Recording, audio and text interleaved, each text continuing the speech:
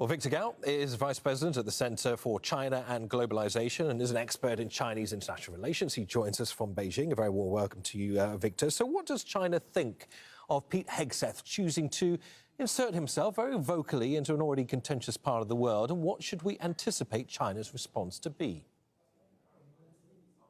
Thank you very much for having me. First of all, Secretary of Defense Mr. Hegseth's visit to Manila is further evidence that the United States wants to turn the Philippines into a proxy in U.S. confrontation with China. However, I hope Secretary of Defense Mr. Hegseth will realize that this tactic does not work. Why? Because between China and the United States, war is not an option at all by any stretch of the imagination.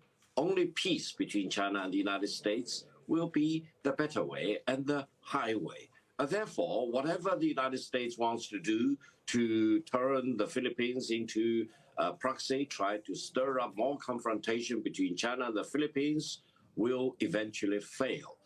Mr. Hegseth and his counterparts in Manila should know full well the real boundary of the Philippines, which is well demarcated because back in 1898, when Spain transferred the territory of the Philippines to the United States took back every inch that was transferred by Spain. Either way, the US says, sorry, Victor, to jump in. Either way, the US says it has an ironclad commitment to the US-Philippines alliance. I wonder what ironclad commitments China will make in response, a commitment to its claims over Taiwan, perhaps?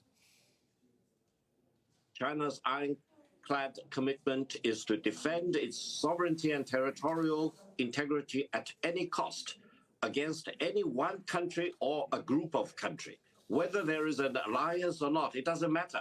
China's determination is unrelenting in defending its sovereignty and territorial integrity.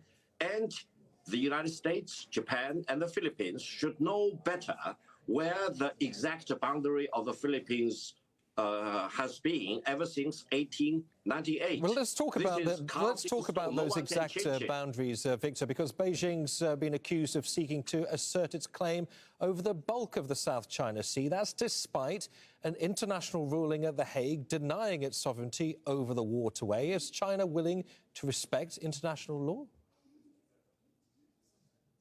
Let me tell you, that arbitration ruling is illegal to start with. You should know better. Arbitration without consent is a violation of the basic tenet of rule of law to start with. China did not agree to the arbitration. China has never agreed to that. And if you want to do any arbitration against any country without its consent, that is illegal.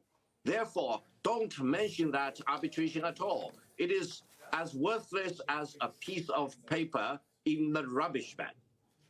As a rift emerges between the US and traditional allies in Europe over everything from Ukraine to Greenland to trade tariffs, I wonder what China's priority is right now. This must all be a huge gift horse for Beijing.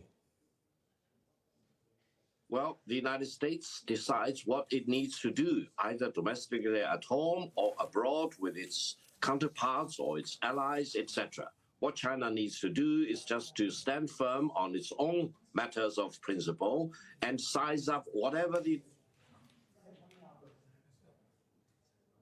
And I think that will be crucially important because China-US relations are the most important relations in the world of today. China is a power of stability. The United States seems to be in a period of instability. And hopefully by the end of the day, the United States will realize that China is not an enemy and China-US relations need to get along with each other rather than confronting each other. OK, understood. Victor Gao, pleasure to have you on Al Jazeera. Many thanks. Thank you very much for having me. Bye-bye.